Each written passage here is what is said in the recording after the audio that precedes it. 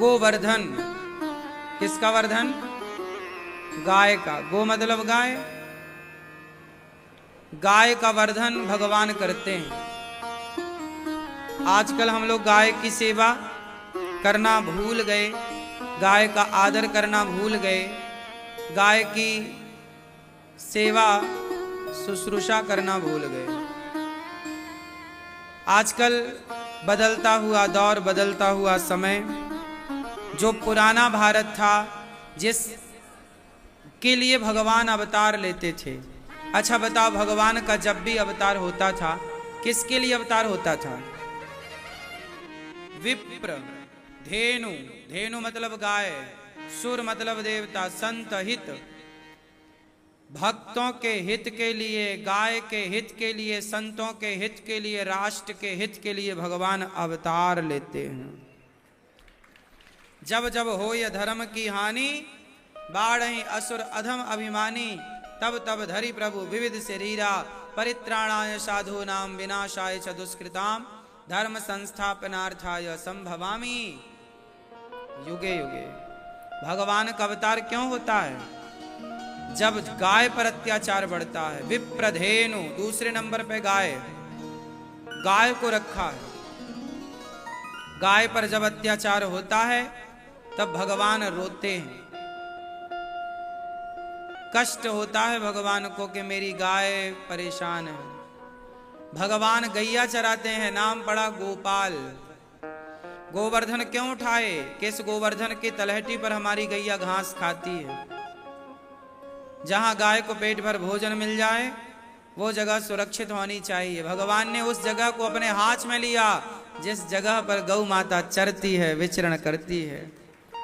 और आजकल गौचर भूमि, आपको पता है गांव गांव में सरकारी रिकॉर्ड में गौचर भूमि होती है। आप जानते हैं इन बातों को? सरकार के खसरा में, सरकार के कागज में गौचर भूमि मेंशन होती है। क्या भूमि? हर गांव में ये भूमि होती है। आजकल लोग क्या करते हैं? कब्जा कर लेते हैं। तो जितनी गाय की भूमि थी लोगों ने कब्जा कर लिया। आज के 50 साल पहले तक आपने देखा होगा, मैंने तो अभी तक देखा है 20 साल पहले तक, 10 साल पहले तक हमारे गांव में भी पहले गायों के लिए बहुत जगह हुआ करती थी। ऊंची जगह है तो गाय की गौचर हो गई, नदी के किनारे का जो टिप्पा था वो गाय का। एक सैर होती थी पगडंडी गांव में ना, एक गांव से दूसरे गांव तक जाने के लिए एक रास्ता हुआ करता था। उस रास्ते के बहुत दूर तक चारों तरफ भूमि होती थी, वो सरकारी भूमि होती थी। तो अब किसानों ने क्या किया, जो सैर होती थी वो ना बगल के किसानों ने खोद खोद के पूरी जगह खत्म कर दी और गौचर भूमि पे कब्जा कर लिया। इसलिए तो अब गाय सड़कों में बैठने लग गई। जब गाय की बैठने की जगह ही आप छीन लोगे तो गाय तो सड़क पर बैठेगी। ट्रक वाला आता है, गाय पे धक्का मारता, हाथ पांव टूट जाते हैं, तड़प के मर जाती है। या कोई कसाई आता है, भर के ले जाता है, बूचड़ खानों में काट देता है। पहले पहले हर गांव में सरकारी रिकॉर्ड में गौचर भूमि थी। शास्त्र कहते हैं कि गौचर भूमि पे कब्जा करने वाले की पीढ़ी, सारी पीढ़ी नरकगामी हो जाती है कि पापी तूने गाय की भूमि पे कब्जा कर लिया। जो गाय की गौचर भूमि पर कब्जा करता है उसकी तमाम पीढ़ियां नरकगामी हो जाती हैं। इसलिए कभी गाय की भूमि पर कब्जा ना करना। गाय की भूमि होती है, पता है ना आपको, सरकारी रिकॉर्ड में गौचर भूमि के नाम से मेंशन है, हर जगह होती है। आप कितने लोग इस बात को जानते हैं कि गांव में गौचर भूमि हुआ करती थी, हुआ करती है? कितने लोग जानते हैं? है ना? पहले हर गांव में गौचर भूमि होती थी, अब सब कब्जा हो गई।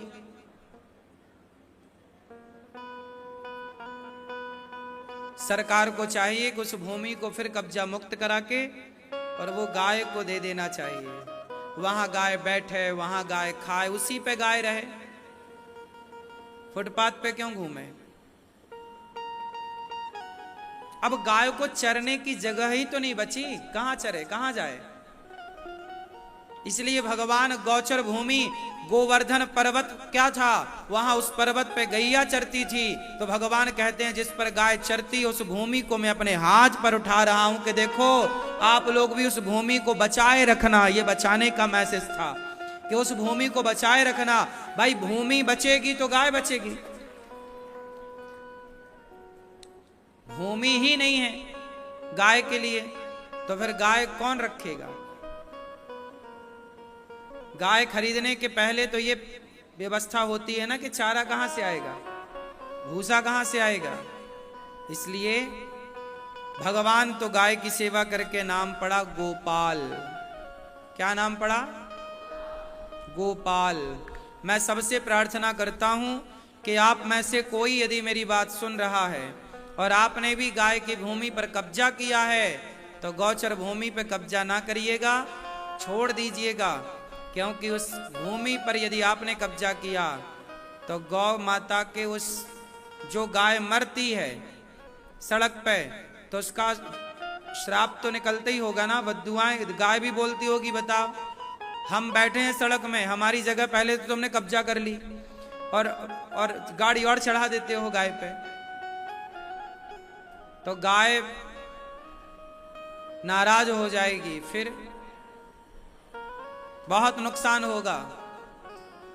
गाय जब कृपा हटा लेती है तो वंश बढ़ना भूल जाता है, अर्थात वंश नहीं बढ़ता, फिर नाना प्रकार की समस्याएं उत्पन्न होती हैं।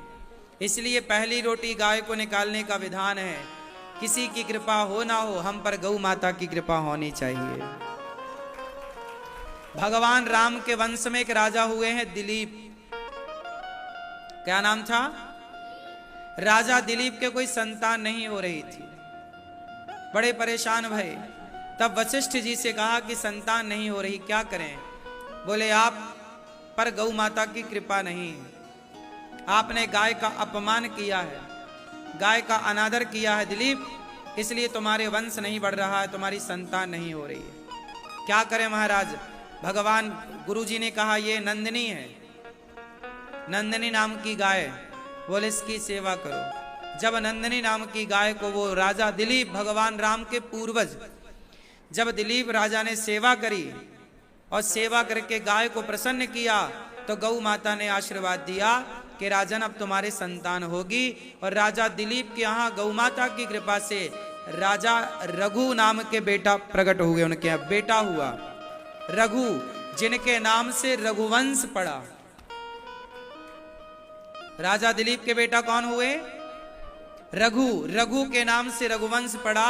रघुकुल रीति सदा चली आई, प्राण जाए पर। ये वही रघु हैं जो गाय की कृपा से भये हैं। तो भगवान राम का भी वंश गाय की कृपा से बढ़ता है, तो आपका भी वंश गौ माता की कृपा से बढ़ेगा। इसलिए जिसके संतान नहीं है वो गाय की खूब सेवा करें, प्रेम पूर्वक गौ माता की सेवा करें।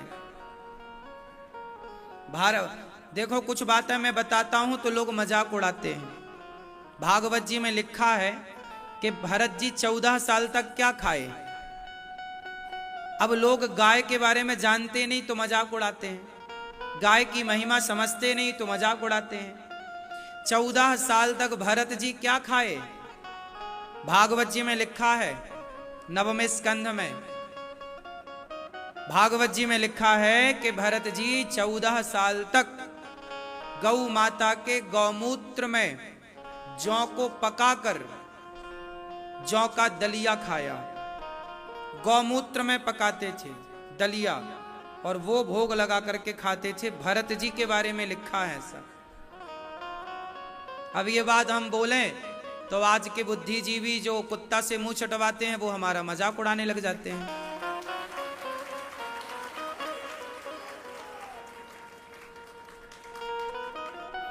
अब लोगों को कैसे बताएं कि ये परंपरा रही है, गौमूत्र सामान्य नहीं है। आज तुम साइंस की 4 बुक पढ़ने लग गए तो शास्त्रों को नकारने लग गए, यही तो तुम्हारा दुर्भाग्य है। दुनिया ने शास्त्रों को समझा और सीखा तो आज दुनिया टेक्नोलॉजी में तुमसे आगे निकल गई, क्योंकि उन्होंने वेदों का पुराणों का सम्मान किया है। भारतीय बातों का सम्मान किया, तुम भारत के होकर भारत की बातों को स्वीकार नहीं करते, ये तुम्हारा दुर्भाग्य है। तो आज इन बातों को सुनने वाले भी कम हैं और समझने वाले भी कम हैं। अब दुनिया में देखिए कि बिल्ली की पोटी की कॉफी पी रहे हैं लोग। आपको पता है बिल्ली को एक कॉफी का फल खवाया जाता है और फिर जब उसका पोटी से निकलती है तो उसको पीस करके लोग उसकी कॉफी पीते हैं बड़े चाव से। बिल्ली का गू खाने में शर्म नहीं आएगी इन्हें, पर गौमूत्र पीने में, पंचगव्य पीने में इन्हें नाक से कोड़ते हैं और शर्म आती है। आपका वंश यदि नहीं बढ़ रहा है, सारे डॉक्टरों को दिखा लिया है आपने, सब डॉक्टरों ने कह दिया है कि अब नहीं हो सकता कुछ, और मैं कहता हूं कि आप गौ माता की सेवा करेंगे तो निश्चित ही जो डॉक्टर मना कर देते हैं जिस कार्य के लिए, यदि गाय की और भगवान की कृपा होए तो सब कुछ हो सकता है। सेवा कर लेने में क्या बुराई है? राजा दिलीप का वंश बढ़ा तो आपका भी बढ़ जाएगा। शास्त्रों में यह भी एक परंपरा रही है कि गाय को जौ खवाया जाए और गाय को गेहूं खवाया जाए, और उस को जब वो गोबर से बाहर आए तो उसको धो के साफ करके कई बार, और उसे गेहूं को पीस करके, जौ को पीस करके और भगवान को भोग लगा के उसकी रोटियां खाने से निश्चित ही, अब जैसे बिल्ली की पोटी में लोग कहते हैं कि बिल्ली को जो पोटी वो खवाई जाती है ना कॉफी, तो उसके पेट में वो एक प्रोसेस हो जाता है कि वो कॉफी थोड़ा सॉफ्ट हो जाती है, बड़ी हार्ड होती है, थोड़ा सॉफ्ट हो जाती है। यदि बिल्ली के पेट में कॉफी का प्रोसेस हो सकता है तो हम गाय को यदि जौ और गेहूं खवाएं तो गाय के पेट में भी तो एक प्रोसेस हो सकता है, और उस प्रोसेस से वो गाय के द्वारा निकला गया जौ और गेहूं, अन्य गेहूं और अन्य जौ की अपेक्षा वो शक्तिशाली है। गाय की कृपा है, गाय का उसमें गुण मिल गया, तो उसमें क्या बुराई है। मैंने एक संत जी के पास जाकर देखा, वो संत जी हमेशा ऐसा ही रोटी वो खाते हैं, गाय को जौ खिलाते हैं, जौ गोबर से निकलता उसे धुल करके उसकी रोटी बनाते हैं, पीस करके भोग लगा के खाते। मैंने भी वो रोटियां खाई हैं। खाने में स्वाद तो आप लोग शायद स्वाद के बसीभूत हैं तो शायद खाएं ना खाएं, लेकिन यदि स्वाद को भूला जाए तो इतनी भी बुरी नहीं लगती। और वो रोटी वो खाते हैं। जब भरत जी गौमूत्र में पका हुआ दलिया खा सकते हैं, पदार्थ खा सकते हैं, तो हम क्यों नहीं खा सकते। पर अब विडंबना देखिए कि लोगों को कुत्ते से मुंह चटवाने में शर्म बिल्कुल नहीं आ रही है, लेकिन गाय का गोबर उठाने में, पंचगव्य पीने में, गाय की सेवा करने में लोगों को शर्म आ रही है। बड़ी विडंबना है। जबकि सदियों से गाय के गोबर से आपका आंगन लीपा जाता था। गाय का गोबर ही, दीपावली में अभी गोवर्धन पूजा होगी तो गोवर्धन भगवान सबके द्वार पर गौ माता के गोबर के ही बनाए जाते हैं, नहीं बनाए जाते। पंडित जी सत्यनारायण भगवान की कथा सुनाने आते हैं तो गाय के गोबर से ही लक्ष्मी, है ना, गौरी और गणेश बनाए जाते हैं। गाय के गोबर से ही चौक लीप करके वहां चौक पूरा जाता है। तो गाय के गोबर के बिना तो यहाँ भारत में संस्कृति, भारतीय हिंदू संस्कृति में तो गोबर के बिना कोई भी शुभ कार्य नहीं होता।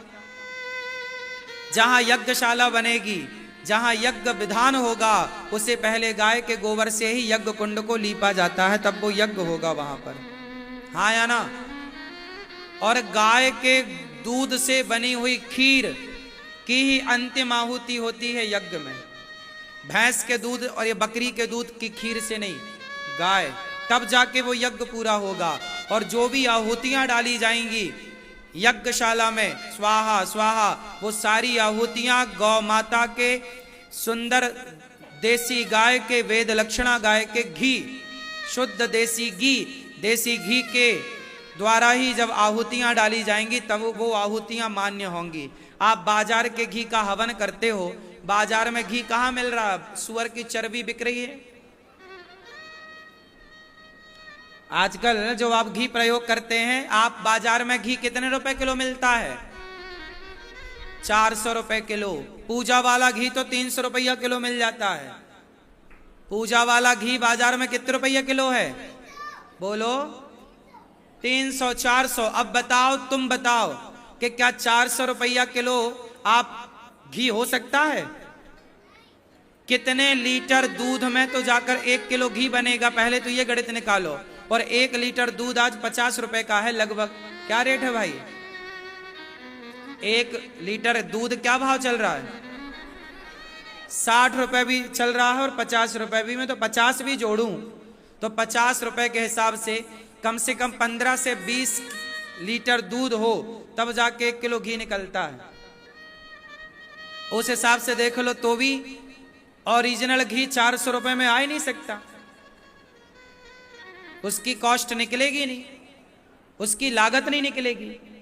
तो बाजार में जो 400 रुपया किलो घी बिक रहा है पूजा के नाम पर, वो क्या है? वो जानवरों की चर्बी है।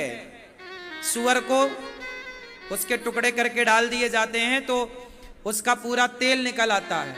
वो तेल बिक रहा सीधा। अभी वो लड्डुओं में मिलावट हुई, आपने सुना होगा तिरुपति बालाजी में क्या मिला था?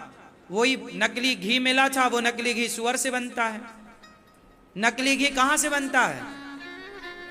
असली घी तो गाय के दूध, दही और मक्खन से बनता है। नकली घी कहां से बनता है? सुअर की चर्बी। एक सुअर यदि 50 किलो का हुआ, 100 किलो, एक सुअर कितने किलो का होता होगा भाई? 50-100 किलो का होता होगा। तो एक सुअर से आप समझो कि यदि 50 किलो का हुआ तो 25 किलो उसकी निकाल दो मटेरियल, हड्डी वड्डी, फिर भी 25 किलो घी तैयार हो गया। तो एक सुअर में 25 किलो घी तैयार हो रहा है। 25 किलो घी अब देख लो कितने का है। और भी तैयार होता होगा, मैं तो एक लमसम अंदाजा बता रहा हूं। और बाजार में आप लोग धड़ल्ले से ले आते हो। आप बाजार में देखते हो पूजा की सुपारी अलग मिलती है, पूजा का घी अलग मिलता है, पूजा की शहद अलग मिलती है। क्या है ये? और तुम उसी से पूजा करते हो। भगवान की आराधना सुअर की चर्बी से करते हो। हे भगवान, तुम तो खुद सुअर खा रहे हो, भगवान को भी खवा रहे हो, तो तुम्हारा तो नाश ही होगा इस तरह। इसलिए आज किसी की पूजा अनुष्ठान सिद्ध नहीं होता। अब सोचो कि बड़े बड़े यज्ञ हो रहे हैं,